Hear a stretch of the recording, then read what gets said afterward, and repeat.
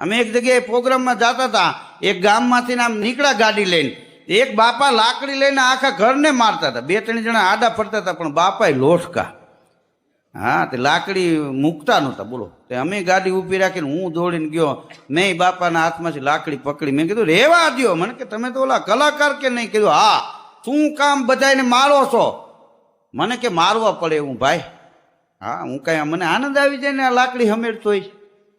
પણ મેં કીધું કારણ હું? મને કે કારણ કહીશ ને તો તમે મારશો આને, એના કરતાં હું ઘરનો તો ખરો. પણ મેં કીધું મારવાનું કારણ હું આખા ઘરને? પછી એને મને માંડીને વાત કરી. મને કે હું નાનો હતો ને ધીરુભાઈ, તો મારા બાપુજી મોટા ભાઈ કે બે છાનું મુનો, તને ખબર ન પડે.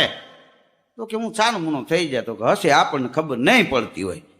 તો કે આવું 25 વર્ષ હાલ્યું. આ 25 વર્ષ એ કે મારા લગ્ન થયા ને પોખાણો